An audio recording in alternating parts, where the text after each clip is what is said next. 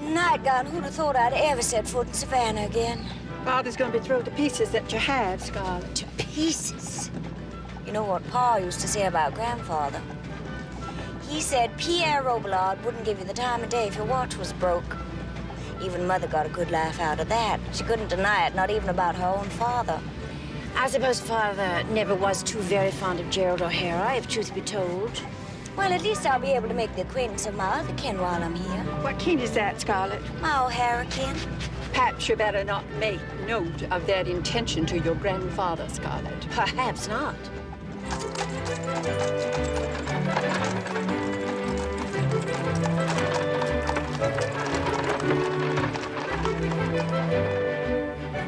You will mind your manners now, won't you, Scarlett? Father is quite old and considerably frail. Considerably. Wouldn't do to tax his decline in strength with your, sometimes, how shall I put it, quite forthright manner.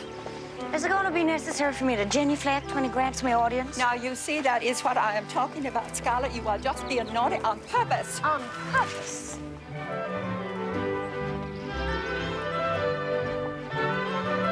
Well, Jerome, we're here. We're here. Welcome again to Savannah and home, ma'am. Thank you. Jerome, this is our niece, Mrs. Butler. Yes, I remember Miss Butler. How are you, Jerome? I'm well and fine, ma'am, and hoping the same for yourself. Jerome, is that them come? The mister's had his sleeping chamber relocated to the parlor floor of the house, ma'am.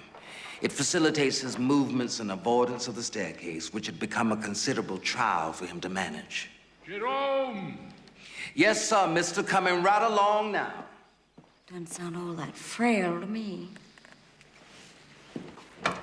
He's asking for you now, dearest. I'll be just a minute, Aunt Julie. He could scarcely believe it when we told him you were here. I can scarcely believe it myself. You will be nice now, won't you, Scarlett?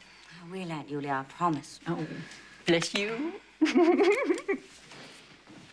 I don't know why I'm caring how I look anyhow. It's probably blind as a bat by now. I'll try to keep my promise, but if you hear any shooting, it'll be me having run out of patience.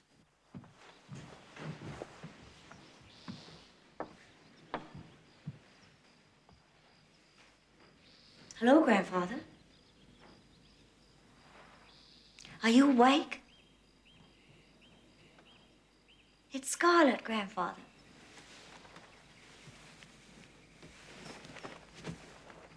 I had hoped that in time you would come to favor less your father and more your mother.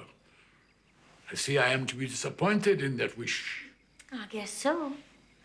I'm more O'Hara than Robillard, Grandfather. Always have been, if I dare say so, in this house. I've never known you not to say whatever you dared. Sit. I promised Aunt Julie I'd be on my best behavior. You have grown older, So have you.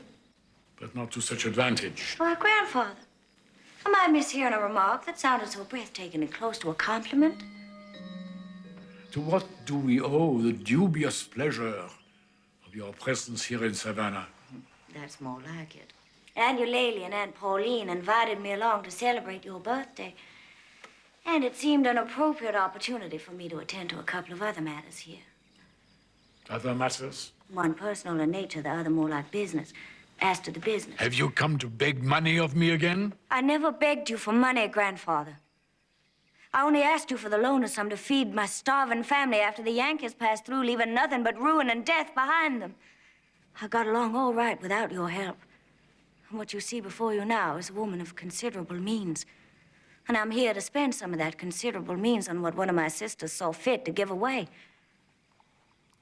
I would have to wonder what it might be that your sister would value so little and you so much.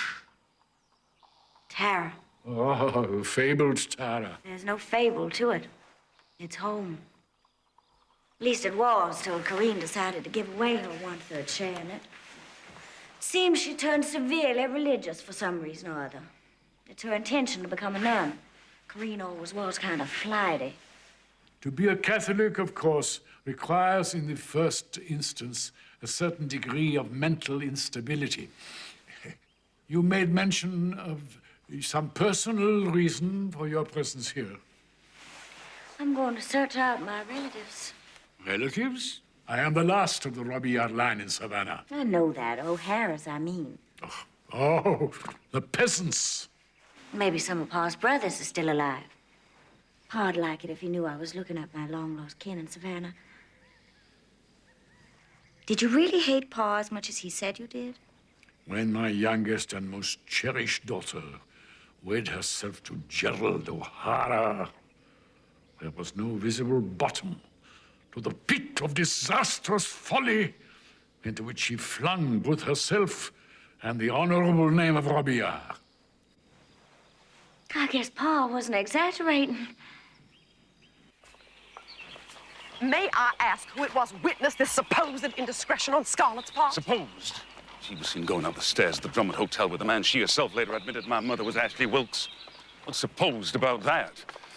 As for who saw them, my mother declined to say. And did this nameless accuser also happen to run along up the stairs and have a little peek through the keyhole? I guess you don't have to take this too seriously if you don't care to, Sally. I am plenty serious. What I am asking is, how do you know that what went on between Scarlett and this Wilkes fella is what you are so sure went on? I'd say that's a considerably naive idea coming from someone of your experience of the world. Hell, it's fair. Fair? Since when has Scarlett ever deserved fair? A woman who's forever inclined to rotten, rash behavior when in a state of mental distress. Well, I guess you sure must have put her in one of those, all right. What I believe, Sally, is that Scarlett's never entirely gotten over her feelings for Ashley Wilkes. And the other week, she decided to do something about that. I still think it'd be decent of you to hear her side of it, Rhett. Where's she gone off to, do you know? No. It'll necessary to find out. You are going to get her side of it, then? No. I'm going to divorce her.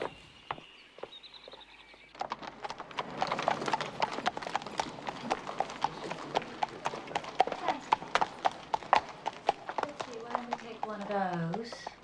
Yes, ma'am. Hello. Morning, Mum. They need a fine one? It is, yes. I'd like to see Mr. O'Hara. You're seeing him. How might I be of service? Well, actually, the Mr. O'Hara I'm looking for would be more elderly. Mr. Andrew O'Hara or Mr. James O'Hara. Perhaps I've come to the wrong store. You've come to the right one.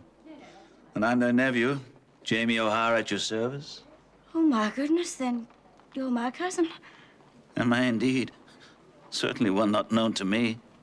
I'm Katie Scarlett, Gerald's daughter from Atlanta. No doubt you don't know it, but my mother passed on. That was your Auntie Bridget. God rest her dear soul. Also, Uncle Andy's wife as well, Auntie Una. Took the heart out of poor Uncle Andy. Followed her within a month. And Uncle James, then, is he gone too? Gone? He's not even thinking of going. He's a fair chance of outliving the lot of us. Oh, he'd be beside himself to see you, Katie Scarlett. You know, he's getting on in years, but I mean, he's still able to pull his weight. And how? He's living with us now, me and my family. That's my wife, Maureen, and kids. There's 8 of them. At least that was the count when they left the house this morning. And here's that very house, be it ever so humble. But we've all come from a lot worse, And no complaints now. God rest his soul, I always said your father was the best of the lot of us. Have you not heard me say it, Jimmy? I have, and often. The runt of the little he was, but hard as nails, and O'Hara to the smallest bone in his body. A fine, small man was Gerald, much as myself. I suppose you know how he come by that grand plantation of his, eh? Playing poker with my money, that's how. And did I ever see a nickel of it back? I did not. Did he ever happen to relate how it was he come to leave Ireland, Katie Scarlett? I would guess upwards of about 100 times. Fled with a price on his head, he did.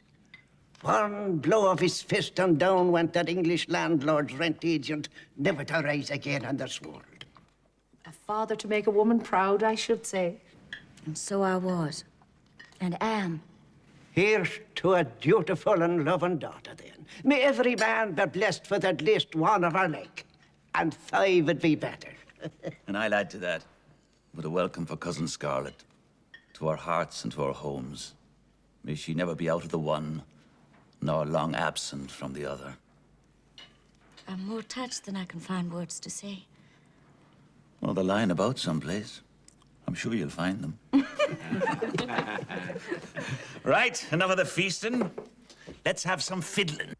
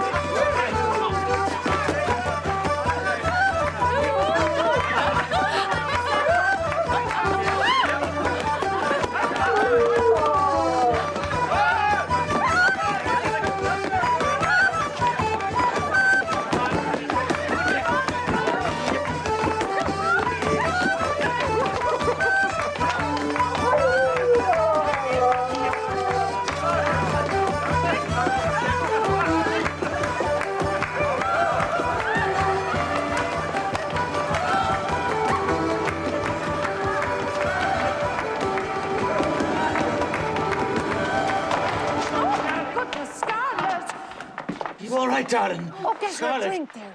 Daniel. Oh, my dear. You all right, Scarlett? Scarlett, you simply must let us summon a physician. You're just being stubborn. Stubborn? There's no need. I'm fine. I just overdid it a bit, that's all. And I'm recovering quite nicely without the aid of a doctor. The best thing you could do for me would be to stop standing there wringing your hands and just shoo. Go on now, both of you, shoo. If you should feel the slightest further little bit indisposed, you could call for... Pansy. Yes, Pansy. And she would send for the doctor, Shoo. and then... Shoo, shoo. Scarlett. Shoo. Yes.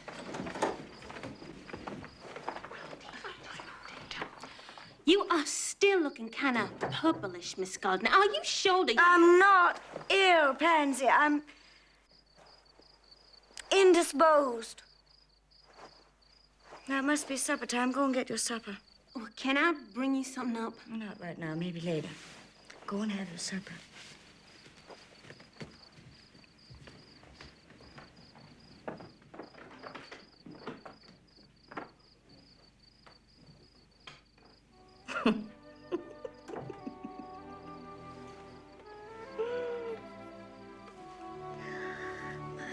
Beautiful, enchanting, magical little indisposition. You're just gonna have to go on being the teeniest little bit of a fib for a while. I know you don't mind, considering the good cause it's in. The good cause being just the exact right time to introduce you to your daddy. I don't know when the right time will be, but I'll just have to content myself with imagining the expression on the handsome visitor, Mr. Red Butler, when he finds out I'm giving him another sweet life for the one we so tragically lost. Oh, my darling little indisposition. I pray you're a girl. Please, please be a girl.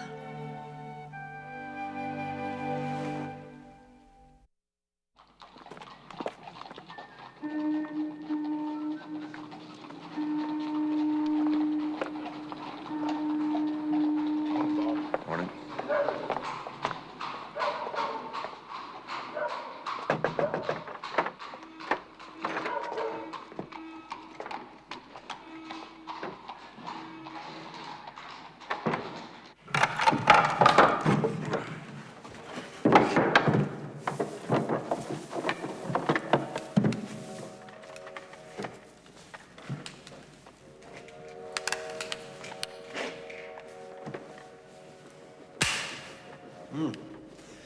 I'd say there's something of an improvement over the last lot. And right to say it. There's 10 more coming from New York within the week. And 1,000 rounds. That's all right, then? Will I make the usual arrangements for the shipment? You will.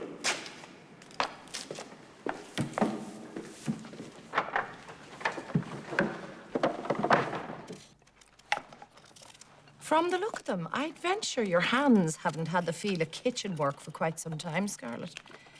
If ever. They've done far rougher things than shell peas in their time, Maureen. Have they? You don't look it. Are you rich, Scarlett? Well, I guess you could say I'm pretty well off, yes. So I says to Jamie. Carries herself rich, I says. Not to mention stopping at the manse of Mr. Pierre Robillard, grand mucky muck of Savannah hoi polloi. Should I tell you how I got rich? I think I'd enjoy the telling. Well.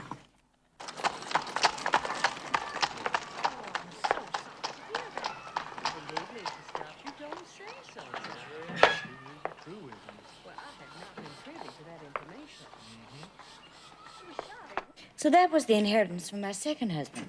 I took that. If I'm late for lunch, I must be in time for supper. Colum, you devil! Not a word of warning. I was hoping to catch you in the act. Get away, you terrible man. If I wasn't a priest, there's nothing that'd save you from my worldly attentions. Blasphemer. Now, here is a surprise like none you've had recent. I'll bet me Sunday bonnet on that. She's the landlord's daughter come for the rent. Nothing of the kind. She's Scarlett O'Hara Butler, down from Charleston to make the acquaintance of her Savannah kin, and long overdue it was. Scarlett, say hello to Father Colum Terence O'Hara, here from Ireland, and another one of your cousins. May God have mercy on you. It's a pleasure to make your acquaintance, Scarlett O'Hara Butler. Well, bless me, Father. It's been a heck of a long time since I've been to confession.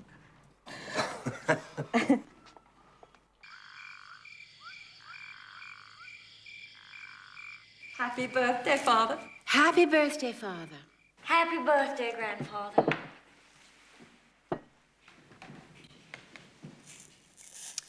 Will you open your gifts in the drawing room, Father?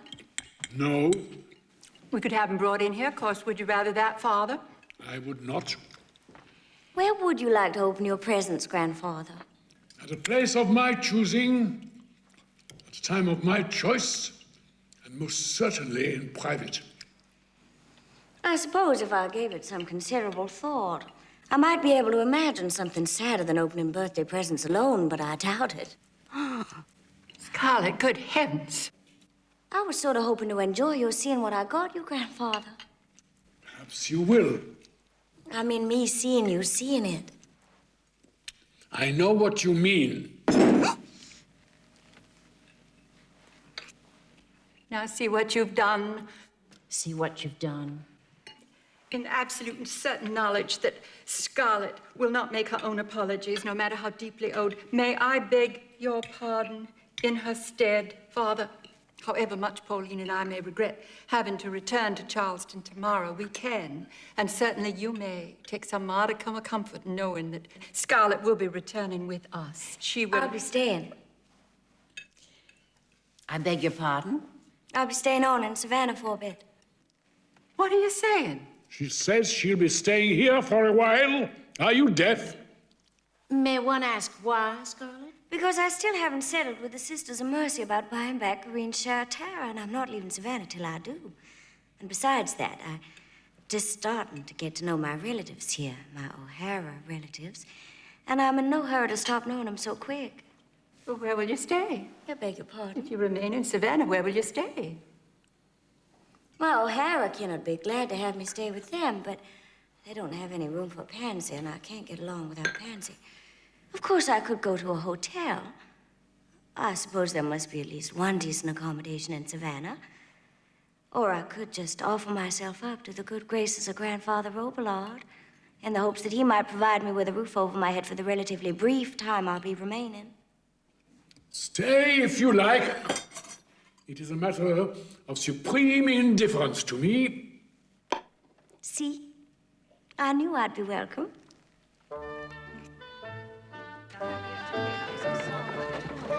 Get in.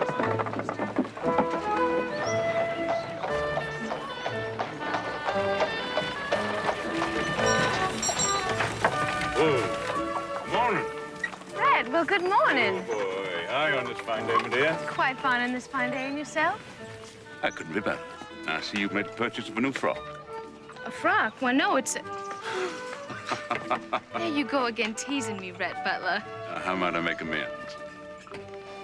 might find some forgiveness in my heart if you were to offer me a ride to the library. If it isn't too terribly bold and inappropriate of me to mention it, I was sincerely sorry to hear of the difficulties between you and Mrs. Butler. Thank you. Well, that's boldness. Happens to be a quality I rather admire in women. That's very unusual. In my experience, which of course has been quite limited, I've come to observe that as a rule, gentlemen are generally somewhat discomposed by any show of forthrightness in a lady. I think gentlemen generally are. I gather you don't count yourself in that company? In the company of gentlemen, but the company of gentlemen discomposed by forthright ladies. Are you teasing me again? Why do you keep doing that? I seem unable to resist it, don't I? Maybe it's because of the charming, delightful manner with which you respond to it. Daddy says you're something of a gambler. I played a hand of cards now and again. Mother doesn't like Daddy to gamble. She says there's altogether too much chance of losing. You don't chance the losing, you can't chance the winning. Wish I could be that way sometimes. What way? The way you said about gambling. Sometimes I wish I could throw all caution to the four winds and laugh at fate and let the chips fall where they may. Maybe you will one day. I can't imagine it. You know, sometimes we need someone to help our imaginations along a bit. Do you think so? I've often known that to be the case. Always bearing in mind, of course, that you risk the losing. Mm-hmm. And chance the winning.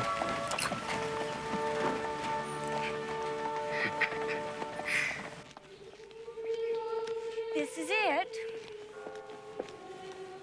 What's the matter? Maybe I best wait outside. Why? Being a Baptist. Don't be silly. It's not a church. It's a convent for nuns. Even if it was a church, it'd be perfectly free to go in. Besides, they'd probably be delighted to get their hands on you.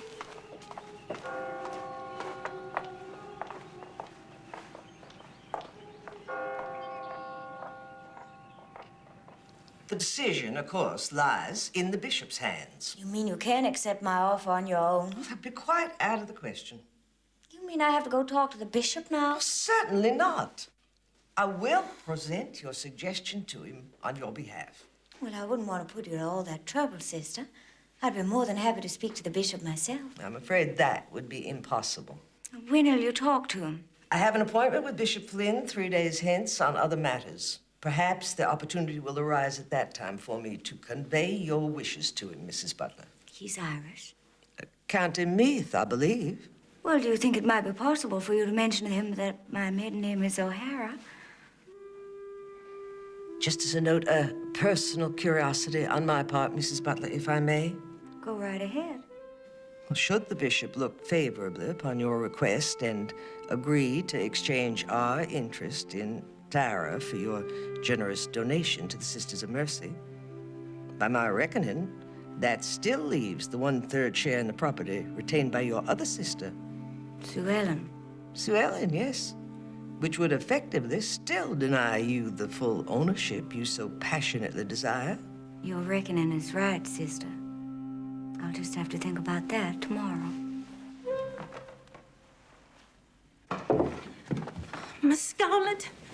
Oh, Miss Scarlett, wake up. He says he wants to see you right this minute, he says. What? Who wants me? Him.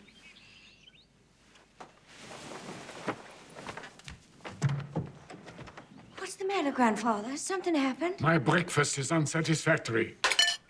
You got me out of bed to tell me that. I got you out of bed to tell you to do something about it. Me? What have I got to do with your breakfast? Just send her back to the kitchen and tell them to bring you what you want. You tell them. What do you take me for, some kind of hired help? Order your own breakfast. I'm going back to bed. The bed to which you believe you are returning, young woman, belongs to me. And you occupy it only by my grace and favor. Is that a threat? It is a pertinent observation.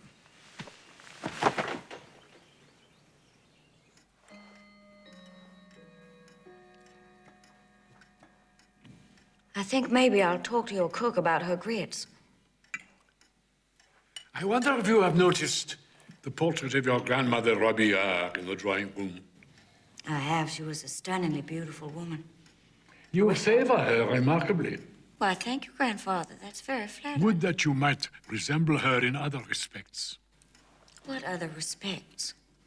She was a woman of consummate grace, of great gentleness and gentility. I guess I was out of school the day they handed those out.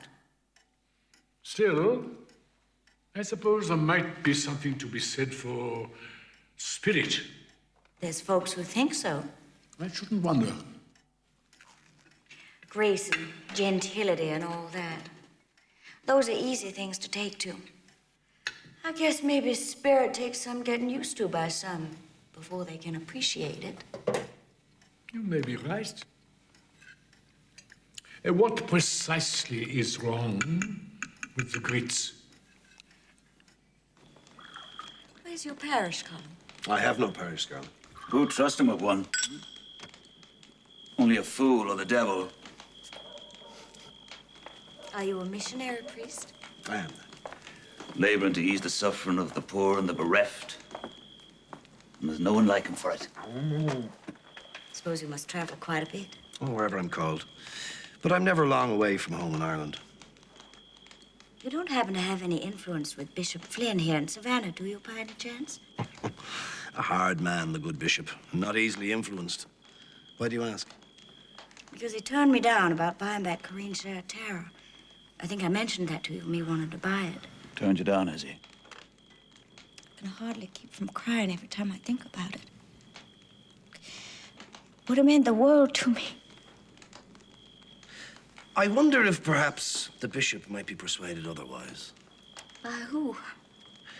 Are you aware there's a new cathedral in the process of being erected here in Savannah? No, is there? There is. And the foreman of all the bricklayers laboring on this magnificent structure is a man called Tommy Shannon, a good friend to yours truly, and has been these many years. He's also the husband to my sister Pidge.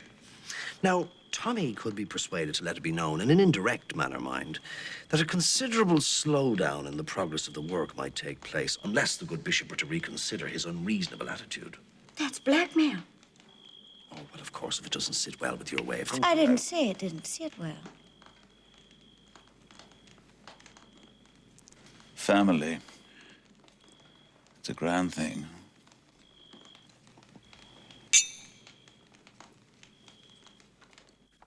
If I were your lawyer, Rhett, this document would never have come to be drawn up at all. Why not? Why? Hells, man, it flies in the face of every moral tenet that we hold dear to our hearts. My lawyer did mention it was a somewhat unusual action for an individual to take. Somewhat unusual? Good heavens, Rhett, it is almost unheard of. Or maybe it should be heard of a bit more often, Henry. Have you no respect whatsoever for the sanctity of marriage? I guess that'd depend on the marriage, Henry. I can think of 3 or 4 right now I'd say don't have a whole lot of sanctity, you know? And I guess I'd have to add my own into that number. Have you informed Scarlett of these intentions? I would have if I could.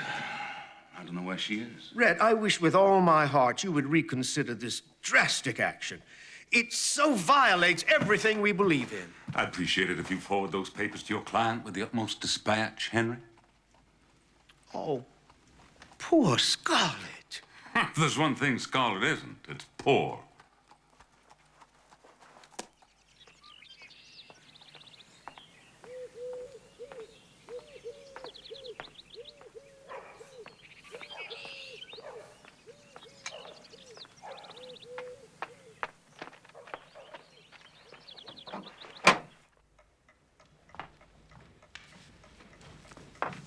You wanted to see me, Grandfather?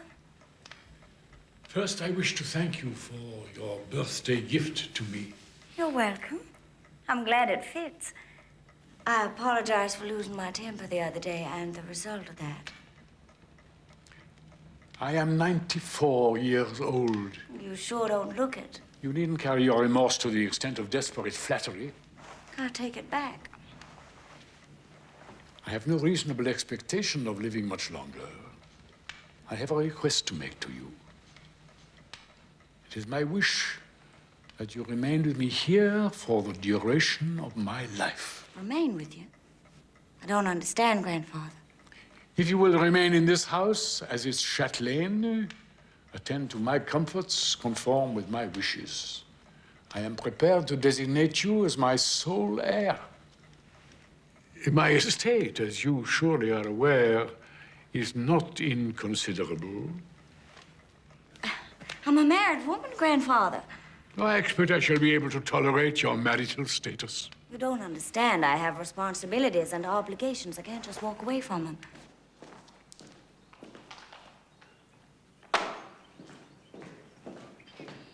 And considering all those considerations, I'm sure you can understand that no matter how generous your offer or however much I'm sincerely touched by it, it would be quite out of the question for me to accept. As yet, you do not know how generous my offer is. My estate is presently valued in excess of $500,000. $500,000? And you, my sole heir. I didn't think there was any one person who had that much money. You were mistaken. $500,000? I agree. It is a sum that may bear certain repetition, but we need not belabor the point, Scarlett. You'd give me all that money if I just stayed on here with you till you passed on? Under the conditions of my needs and wishes.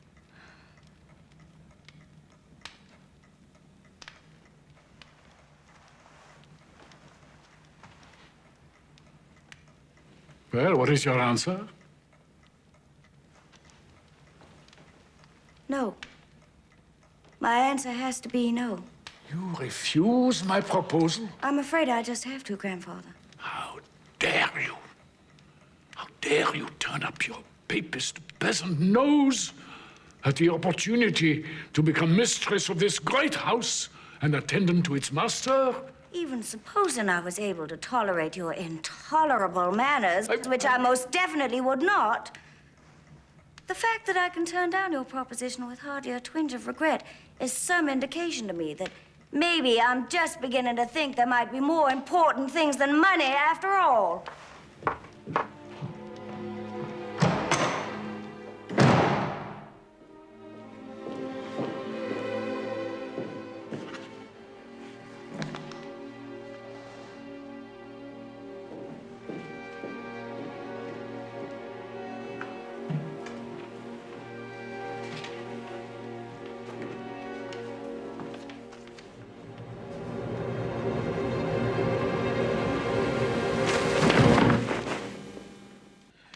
I hope you don't mind me saying this, Scarlett, but I'm a bit confused, and I don't doubt that Maureen is as well, that here is a bill of divorcement from the very husband that you've been telling us has been dying for your very return to his side in Charleston. There is a bit of confusion there. I fibbed. Oh, well, then that's that clarified. Well, then this document would be more of a shock than a surprise to you. No, it's as much one as the other. I never dreamed it. I never imagined it. What am I going to do? There now, love. There now. It's him has committed the sin of divorce, Scarlett, not you. And it's him has suffered the wrath of God for it. I'm pregnant. Glory be to God.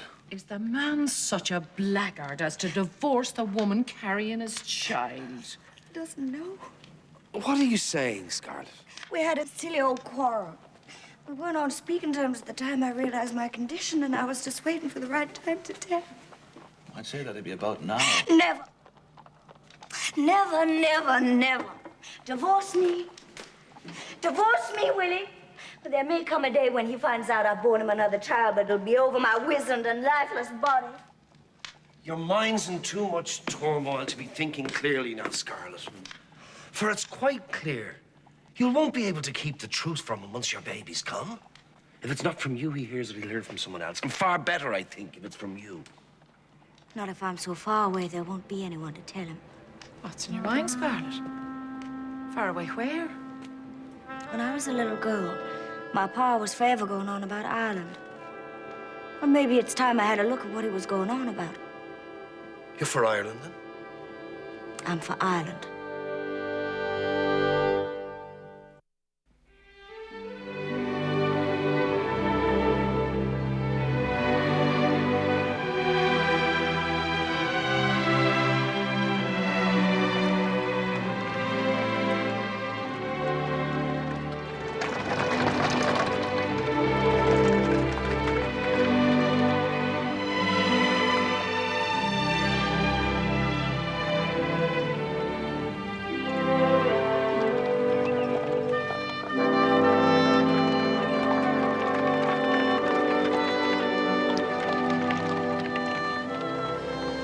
most breathtaking country I've ever laid eyes on, Colin.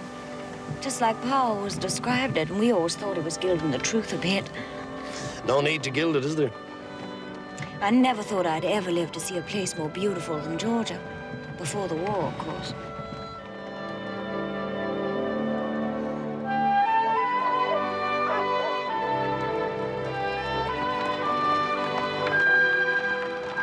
It's like another world altogether. It's so ancient. Nothing like ancient.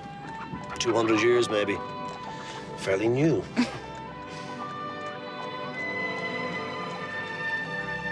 I adore it. I simply adore it. Are we far from Uncle Daniel's house? Not far now. Well, let me just go over it, see if I remember.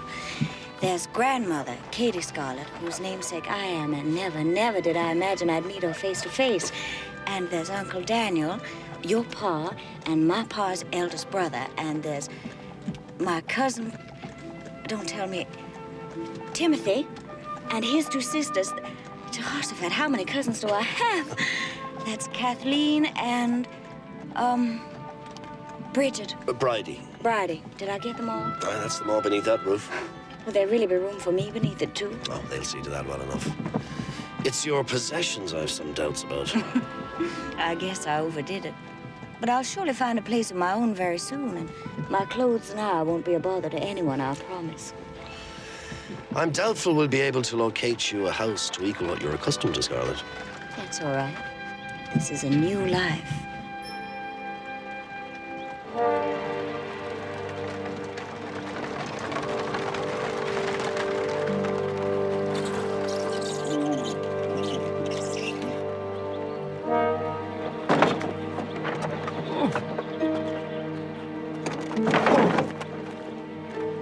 I've got us. Come on, get up.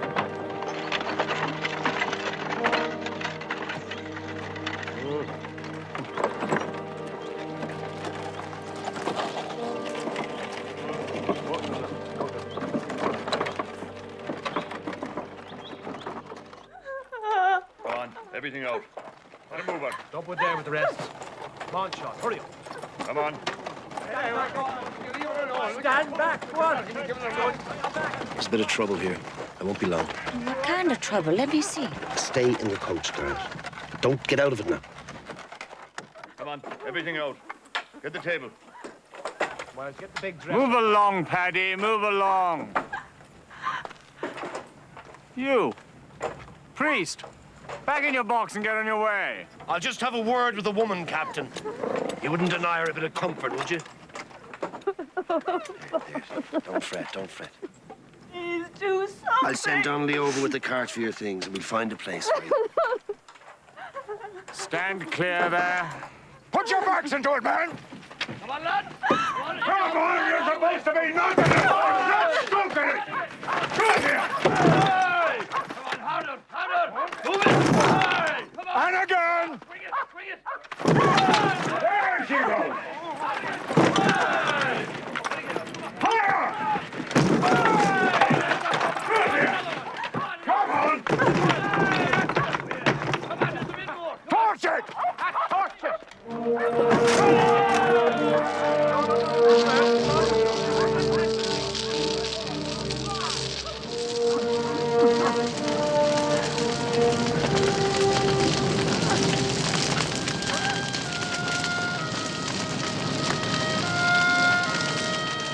Stay in the coach, miss.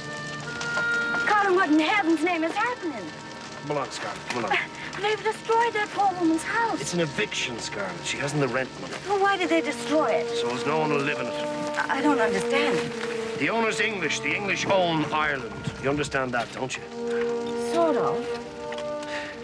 The owner doesn't want to rent the place at all anymore. He's doing what they call organizing his property. First, the rent is raised beyond the possibility of being paid. Then the house is burnt down. Then the land is set to grazing cattle, and that's where the profits are.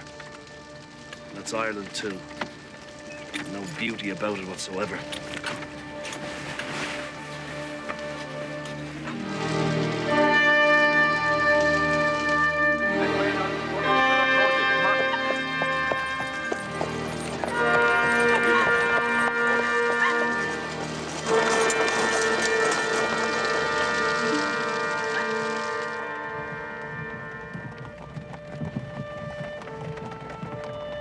thought the driver's name was Brandon. Beg your pardon? When you introduced me to the driver, you called him Brandon, but that soldier back there called him Paddy. We're all Paddies to the English, Scarlett. It's comparable to your despicable term, nigger. I never used that word in my life. Pa deflated me wrong. I wasn't referring to you in particular. Well, I'm glad to hear it. I must say, Paddy doesn't sound all that bad. Not as bad as that other. You'd have to be Irish.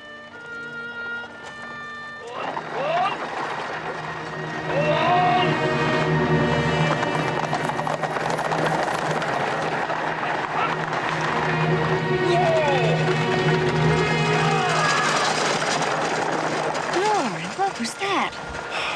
Far too much of a hurry to be Irish, darling. That'd be one of them as are not us. English? You're getting the lay of the land.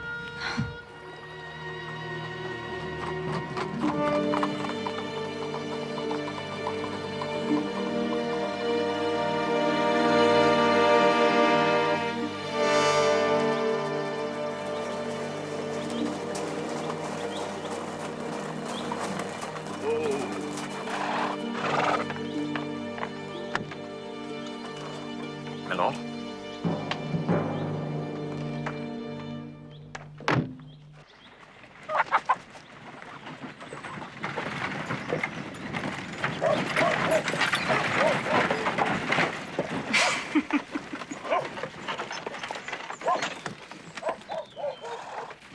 Have you brung her?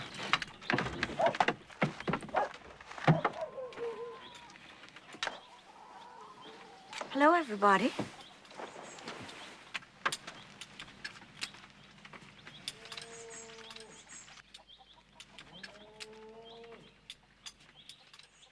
Have you turned to stone, the lot of you? Or are you going to give the girl the welcome she came halfway around the world for? Young Katie Scarlett O'Hara, you honor my house and I bid you welcome.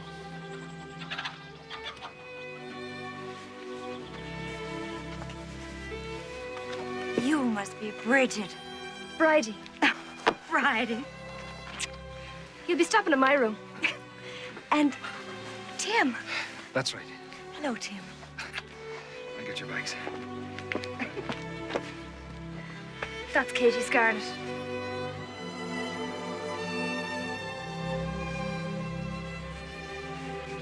Cheryl's girl, is it? Come at last. And I've lived to see the day. Glory be to God. Oh.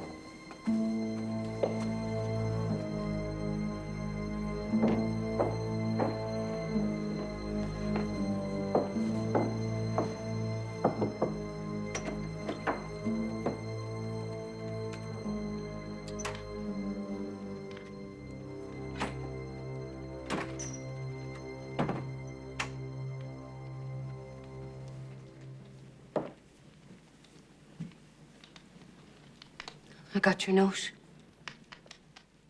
Evidently. I came as soon as I could. Soon enough. Did you miss me?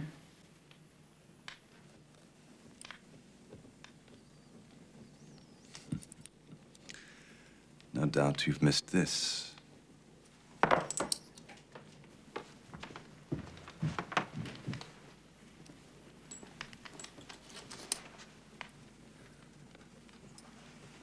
Here. Have a look. Look, that's disgusting. Take it away. Get undressed.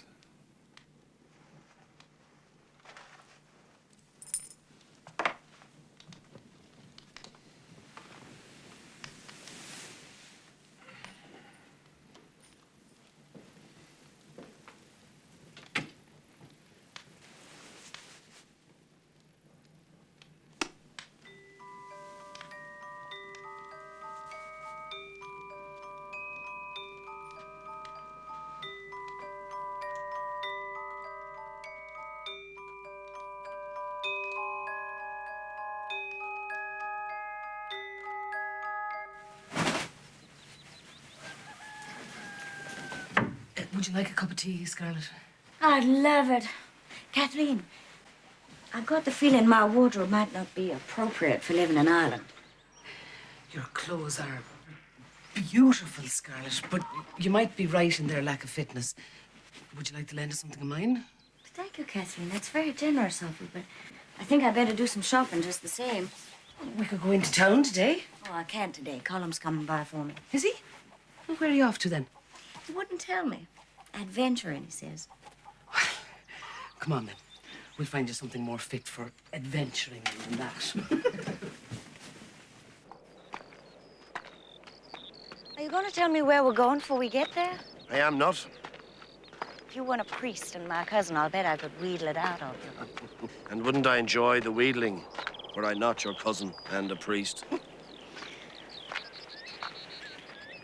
As for your priesthood, I'm going to have to ask you to do something which I guess will be difficult for you. And what might that be? I have to tell a little fib column, and I have to ask you not to tell anybody that's what it is. A fib? A little white lie that won't hurt anybody. I'm not asking you to tell it. I'm asking you... Well, I'm just asking you not to say anything. Am I likely to choke on these words I'm not to speak? I don't see why. I don't want to be a divorced woman bearing a child. How can you not be that, if it's what you are? I can be a widow. I'm going to tell people my husband recently passed on. And what'd be the point of that, Scarlett? I don't want to be a divorced woman bearing a child of the husband that threw her over. I can't bear it. I simply cannot bear it. Nor will you have to, then. Hush now. You won't tell? It'll be our secret. Thank you, Colin. Thank you. And there'll not be a man or woman who'll ever wheedle it out of me. This is Tara. Tara? The first Tara, whose memory your father brought with him to America. Do you see that row of ancient stones over there? That's all we've left of the great banqueting hall. It was Tara 10 centuries ago. Here's where the O'Haras sung first, Scarlett. And the Monaghan's, the Mahonys, O'Gormans, O'Briens, the Donohues, the Carmodys, the heroes. All the heroes. This was Tara.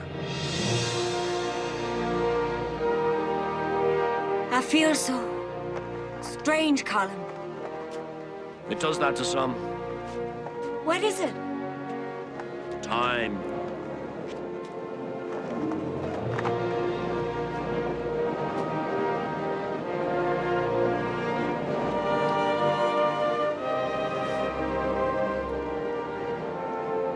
What are you up to? Just something silly, I guess.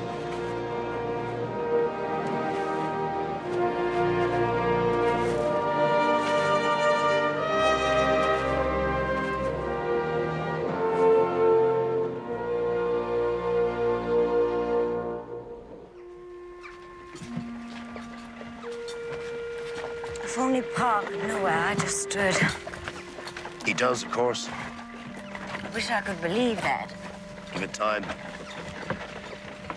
What's this place? Ballyhara. All this land round is known as Ballyhara. 200 years ago, it was our people's land. O'Hara land. That's the big house in Ballyhara. But does no one live in it? It looks deserted. No one lives there, no one will. What do you mean? Why? There's a dark history on it. Tell me. You've had enough folklore for one day, darling. We don't want to overdo it, do we? What?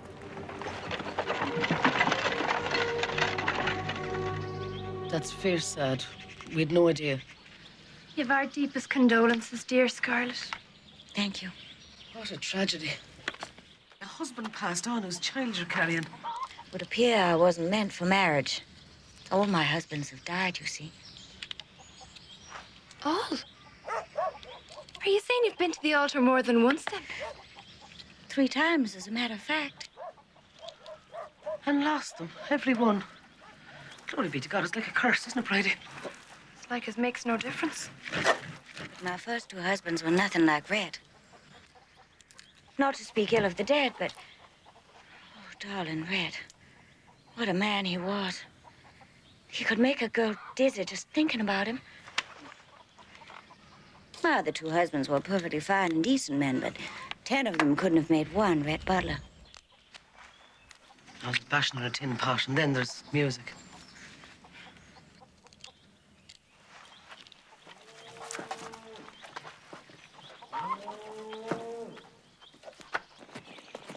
I'd have to believe that being divorced by her husband would be one of the most devastating things that could happen to a woman. Well, it depends on the woman. As for Scarlett, she can do with being devastated. Is it unseemly of me to be speaking about it, Rhett? If it is, Not a bit. Everyone else is. Heavens, I can't bite my tongue any longer. I just can't. It was me. I beg your pardon, my dear. Who saw her? Scarlett. In the hotel. I was the one who saw Scarlett with a man I now know is named Ashley Wilkes, but didn't know at the time I saw them. I was the one who told. You don't say. I've just been driven to distraction, thinking that was maybe the reason you were divorcing her. Because of the fact that I told her that I saw Scarlett. Well, Scarlett and I have been at loggerheads for some considerable time now. You mean you don't hate me then? I could fully understand if you did, although it'd break my heart. Oh, slow down, honey.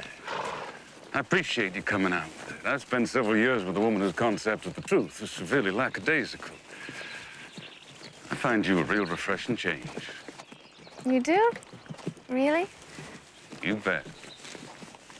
I feel like a great big hunk of solid rock's been lifted off my back. I'm quite pleased to relieve you. Still in all, weren't you just perfectly furious when you heard about Scarlett? Well, Scarlett hasn't always played by the rules, Anne. But then neither have I. But she's a woman. She certainly is.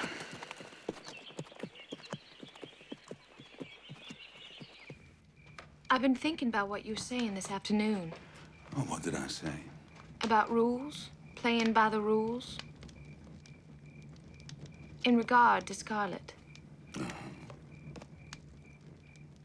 Well, I got the impression, maybe I'm mistaken, I could be totally mistaken, but I got the impression you were suggesting a woman has the same sort of prerogatives to take as a man, by way of behaving. As long as she can be sensible about it.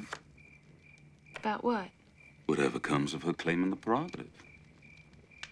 Like what you were saying about gambling, and chance in losing. And winning. And winning, yes. A woman like that's particularly attractive to a certain kind of man. She is? What do you think about that? About what? About taking your prerogative and the risks that come with it. I guess I don't know how I feel about it. I don't know that I've got a prerogative to take.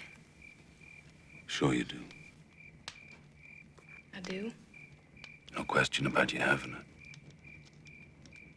Only a question about you taking it.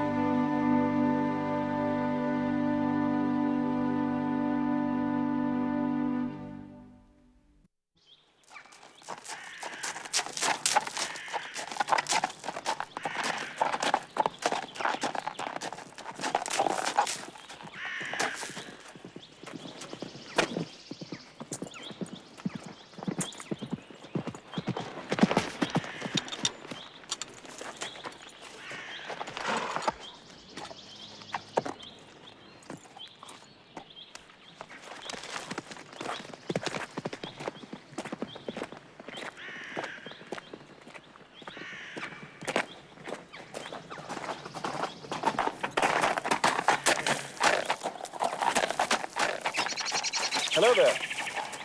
Hello. What are you doing? Doing? I'm looking around. You're not Irish. I'm American. From the southern portion of that troubled land, I take it? Georgia. Ah, you're among the vanquished in the recent unpleasantness between the states. We lost the war, mister. Nobody vanquished us. I mean no offense, Mrs. Butler. My full name and the one I prefer to go by is Scarlett O'Hara Butler. And I'm getting something of a crick in my neck looking at you up there. In my country, a gentleman dismounts when addressing a lady. He also generally introduces himself unless he has some nefarious reason not to do so. Fenton. Fenton what? Well, actually, I'm the Earl of Fenton. That's a magnificent piece of horseflesh you're riding there, Earl. You know something of horses, do you? More than something. This isn't mine. It belongs to my uncle. I'll be getting myself a proper horse real soon. Yes, I should say that might be advisable. This land once belonged to my family, the O'Haras. You don't say. Maybe some of it will again. And how might that come about? It's called Ballyhara. Yes, I know. You don't happen to know who owns it, do you? As a matter of fact, I do. Why do you ask? I'm just curious. How much land goes with it? 1,200 acres. It's a nice piece of property. It's a wreck of a place. Have you been inside? I was just looking for a way in. Follow me.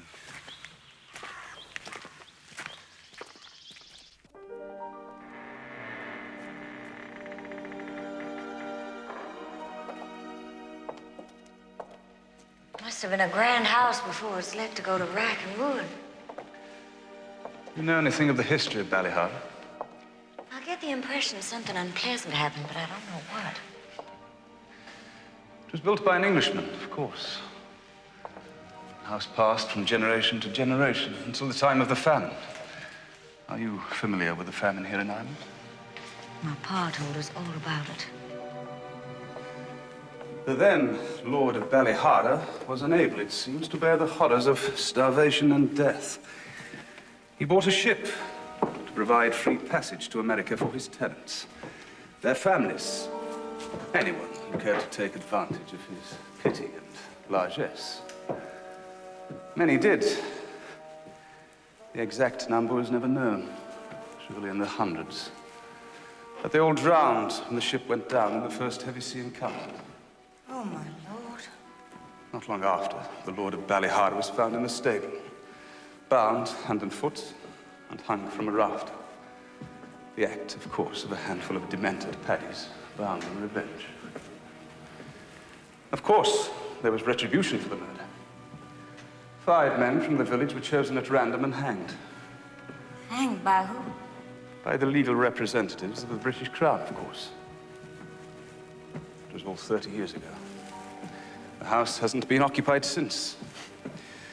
Local witchery has it inevitably that the house is haunted.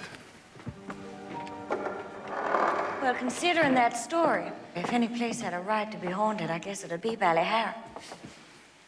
And by the way, should we have a chance to meet again after today, don't you dare ever use the word Paddy in my presence again.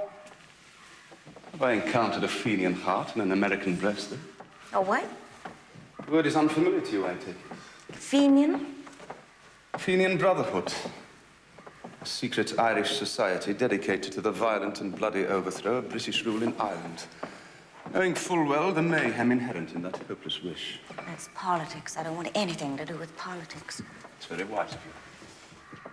Well, ghost or no ghost, I'd still like to speak to the owner. You are. The man who was hanged was my father. May I offer you some lunch, Mrs. Butler? You aren't far from Fenton Hall. And the way it looks now reminds me of the condition of our homes after the Yankees passed through. Except the Stick Ballyharrison's the result of nothing more than downright neglect. Anyone can see what a beautiful place it must have been once. Well, I know how you feel about the English, but they sure know how to build houses. Now, what's this I hear about it being haunted? Has anyone ever actually seen a ghost at Ballyharrow?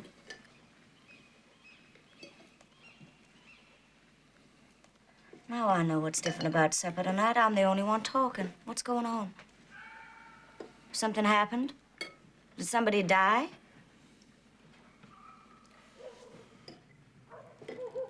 Are we going to sit here all night like lumps in a log, or will we have it out? You're known to have been consorting with the master of Fenton Hall today, Scarlett. That's it said. Consorting? What's that supposed to mean, consorting? I met him by accident at Ballyharrow, and he invited me to his home for lunch. How did you know about it, anyway? Scarlett, there's nothing happens here that the whole county doesn't know about with the fall of dark. Best to keep it in mind for future referral. Now, look here. I'm real fond of all of you, and I have the greatest respect for your feelings about the English, but I have the slightest bit of objection about being told who I can talk to and who I can't. And right she is. Well, Scarlett's got nothing to do with our troubles, Dad. Can't you be among us and have nothing to do with them? She can if she likes. It's her decision to make, and no judgment on it. Would you all please stop talking about me as though I was somewhere else? But you're not somewhere else, darling. And that's the point of it. I don't want anything to do with politics. Politics? Is it politics you call it, woman? Father. Daniel, nothing was ever heard any the better for shouting. Yes, that's what I call it. I've seen it, and I've seen what it can do. From Fort Sumter to the terrible day General Lee handed over his sword at Appomattox Courthouse. And millions dead between, and ruination and despair. I've had my bellyful, and I'll have no more.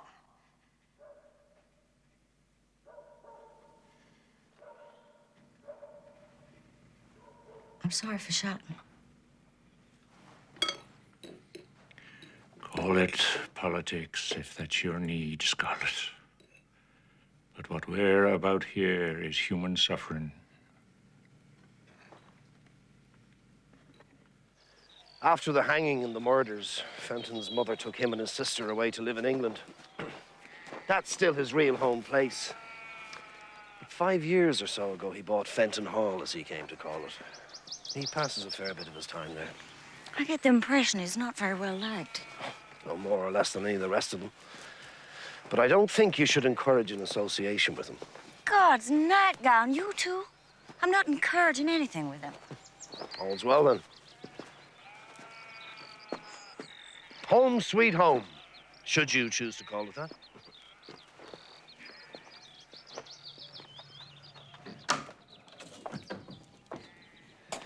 There's a sleeping chamber there.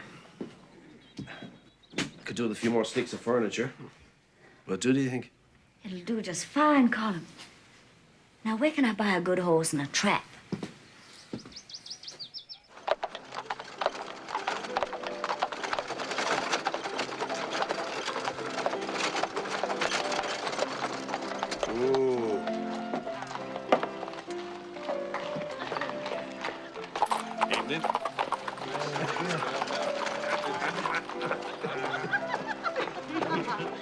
Getting what? It's my duty to marry a Belle. Jumping Jones, you're gonna tell me he wouldn't got that girl in a family way? Of course not. And what do you mean it's your duty? I told you. I compromised her. Didn't force yourself on her, did you? You know better than to ask that. Sure do, and I apologize. She's bragging on you to make an honest woman of her. Maybe she's making an honest man of me. Oh, Red. It's gonna be terrible for your reputation if that gets round. Terrible. They're all just adorable, Mrs. Scanlon. This one especially. When's the baby coming, then? November, I hope. Oh, that's lovely. Ladies, Good morning, Father. Colin. is she buying out the shop, Mrs. Scanlon? Oh, just the baby stuff thus far, but I'm still hoping. I'm only pulling your leg. I should hope so, after what I carried out of the shop for myself not 2 weeks ago. Ah, there's no one in Adamstown could complain of your custom, Mrs. Butler. I can't make up my mind. I'll take them all, Mrs. Scanlon. Oh, and there's the proof of it. Come on, baby. Need your help.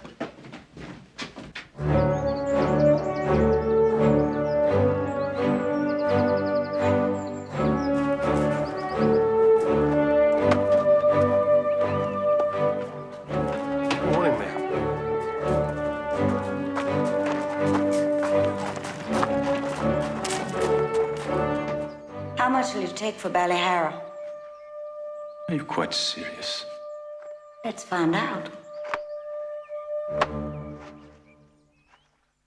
Have you heard? Shoot! Have you heard? Heard what? It's Ballyhara! Have you heard? The O'Hara woman has just made purchase at Ballyhara and 1,000 acres with it. Have you been doing your drinking elsewhere today, O'Brien? O'Brien must have been talking to the little people again. But it's the truth. I've just had it right from the lips of Father Colum himself. Now would you call him a liar? If you're pulling our legs, O'Brien, we'll hang you from the rafters by the two of yours. May I be struck dead first if I'm not telling the truth. My God, I believe he is. And there's plenty of work to be had for every man Jack as wants it. Putting it back to its former state. And farms to be had. And rents that'll never rise. No, that's what promised. Well, here's to Scarlett O'Hara, then. God bless her rare soul, who's took back what was took from us and made an Irish once more.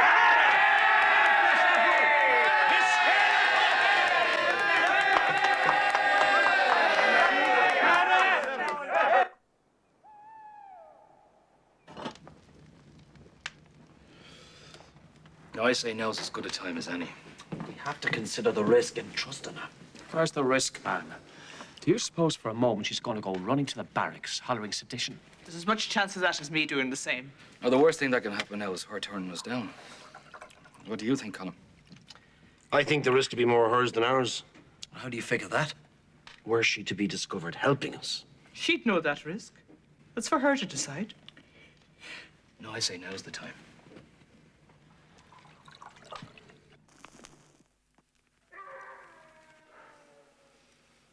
Are you having relations with the O'Hara woman?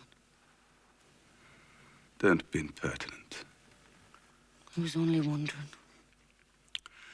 You're not here to wonder. There's some whispering it about. It's to you and her.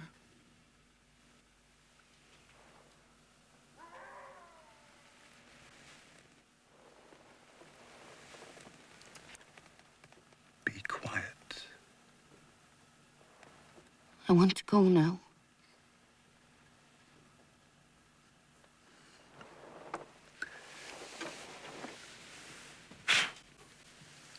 Not yet.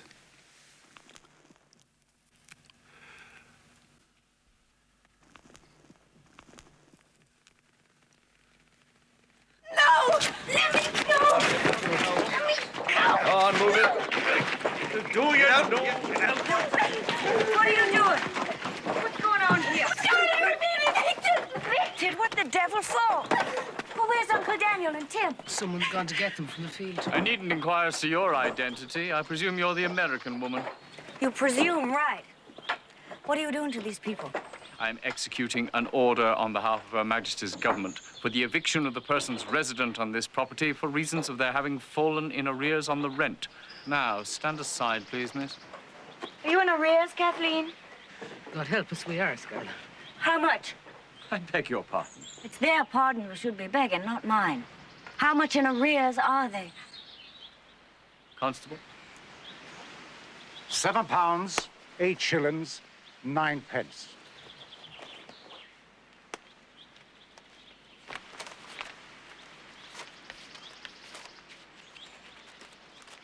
Well, do you want it or don't you?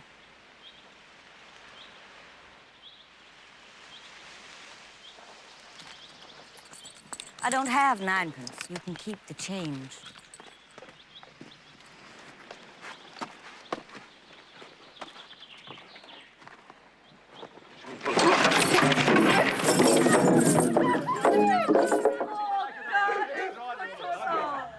Well, glory be to God. But doesn't she just take the cake? I'll pay you back. Every penny. I swear it on my father's grave. Why didn't you tell me you needed money? I'd have been glad to help you. I'll not take charity, Scarlett. It's family, Uncle Daniel. There's no charity in family. Nevertheless, every penny. All right, then. Well, maybe we can make some kind of an arrangement. What would that be? Will you come and farm a piece of my land? The rent will be better. Well, not only for you, for anyone who comes as tenant at Ballyhara. You can put the difference between your rent here and the rent there that will pay me back. It's fine land up there. It's O'Hara land. Every penny, mind. And a bit more. I didn't have the exact change.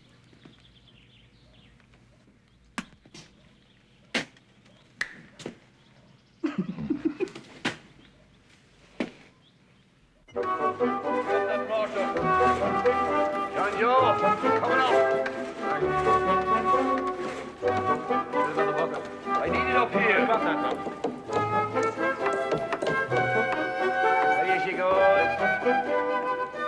Bring her in. Hurry up, hurry up. Careful now.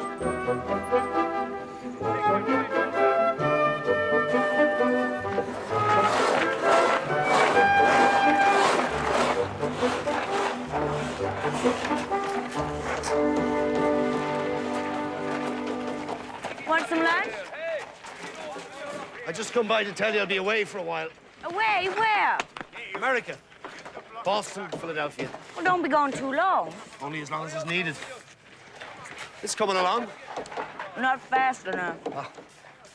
Fast is a word you'll find mysteriously absent from the Irish vocabulary, darling.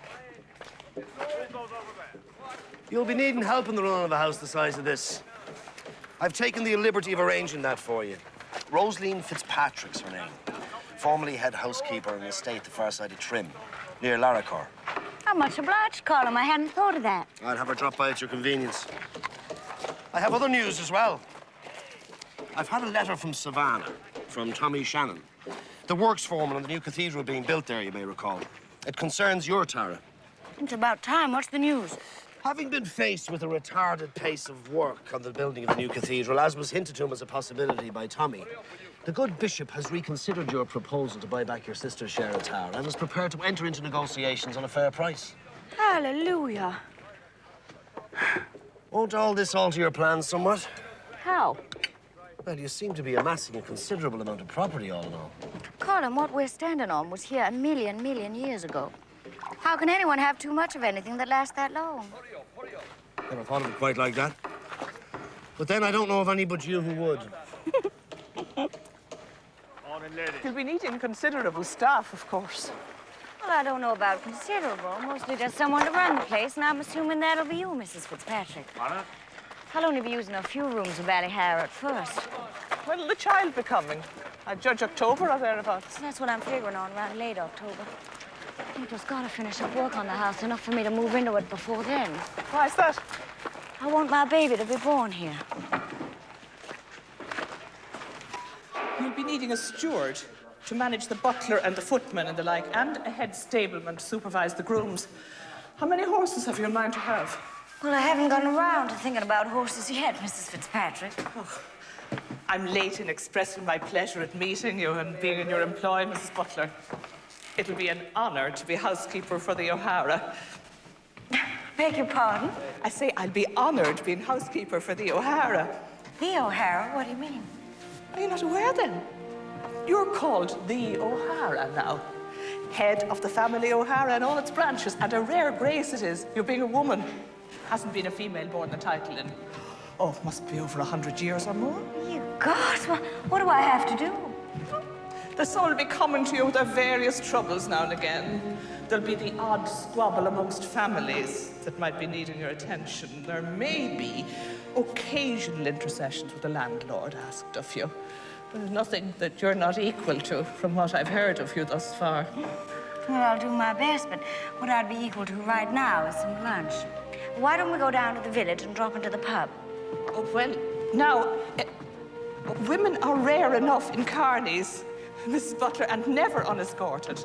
But I'm the O'Hara. Come on.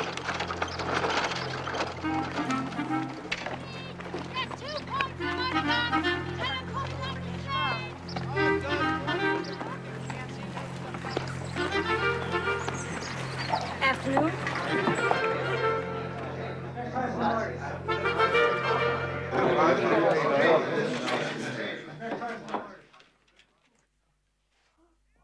Here's to you, Mrs. God bless the O'Hara.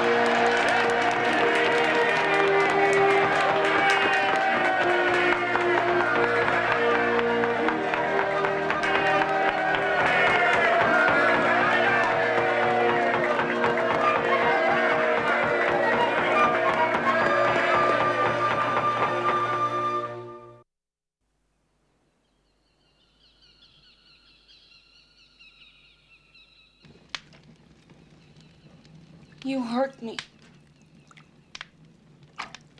Get dressed. Are you done with me then for this evening, Lord Fenton, sir? Get dressed. You hurt me.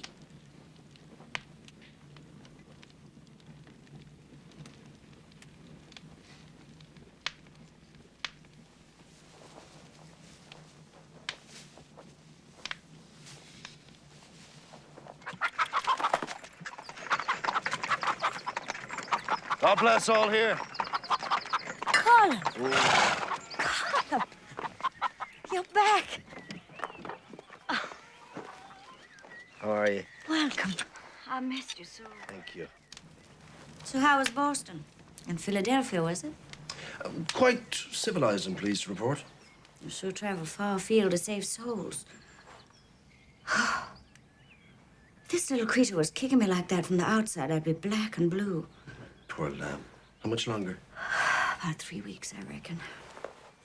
And will you have your wishes to the birthplace? I will. The whole house isn't finished yet, but enough so I'll have my baby neath Ballyharrow's roof. Well, be sure to stay beneath it the night of All Hallows Eve. Well, what do you mean? What's that? Oh, the same as your Halloween. Though we take it considerably more seriously, I believe, than you do. It's coming a week Saturday. Stay in your house with your door shut tight and your curtains drawn. For that's the night that all the goblins and ghosts and spirits from all the time since the world began come out. Some carrying their heads beneath their arms and all other manner of unnatural things. Colin. Oh, well. Perhaps you're not quite Irish enough yet. There's some plaster needed here and there in the walls, but I believe with a good fire in the hearth, cheerful curtains in the windows, the room will afford quite reasonable comfort. Oh, and there's a surprise for you. We found it in the attic.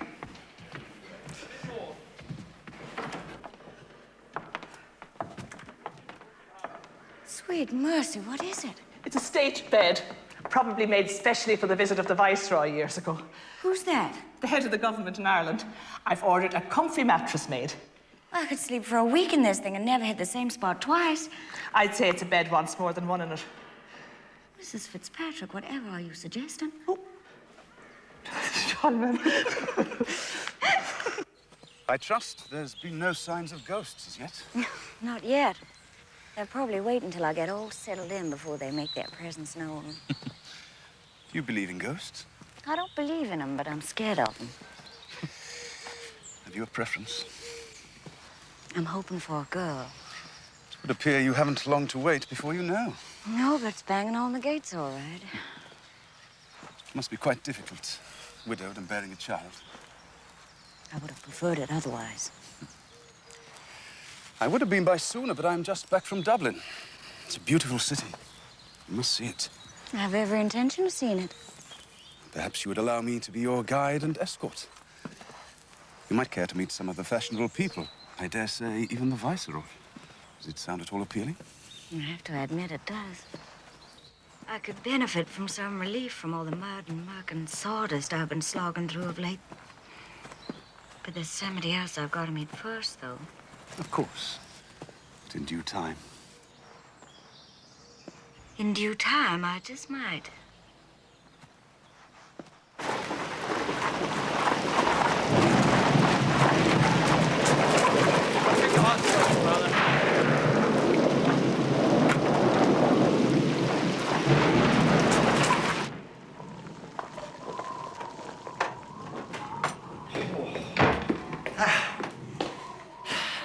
Throw another log on the fire.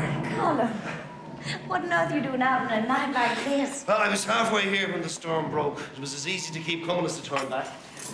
And who but a priest would venture out on All Hallows Eve? You're just in time for supper. Oh, I was hoping I might be. Here, this came in the Adamstown Post for you today. I was waiting on something from our lawyer in Atlanta. This isn't it, though. It's from one of my aunts in Charleston. Mrs. Fitz, would you lay another place for Colm? I'll just go make myself a bit more presentable.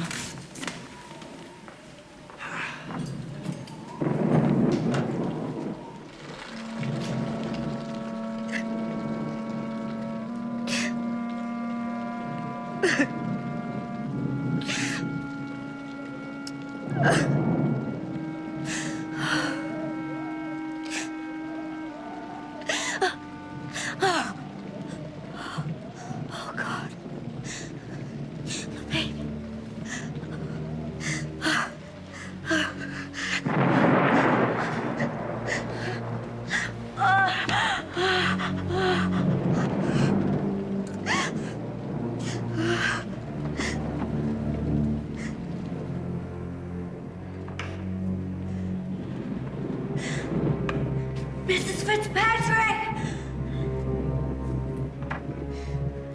Mrs. Fitz!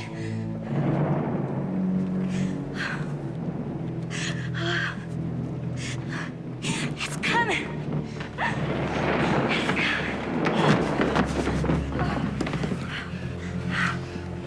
I'll get the doctor. He's too far and there isn't the time. There's something not natural here. There's blood. Look. I can't vouch for myself to do it, Colm. I'll fetch someone who will. No one will venture out on All Hallows Eve. Perhaps I'll get someone to come under special protection.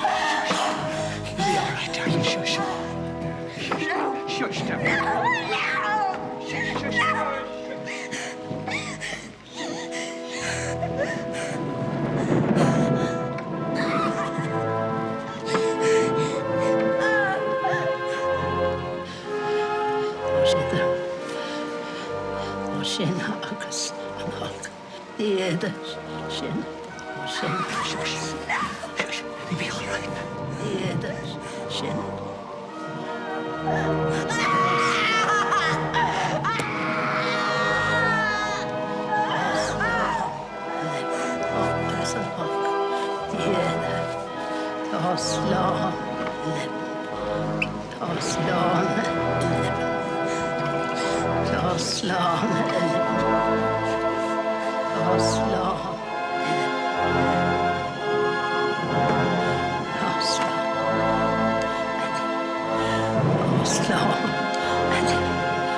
Slán.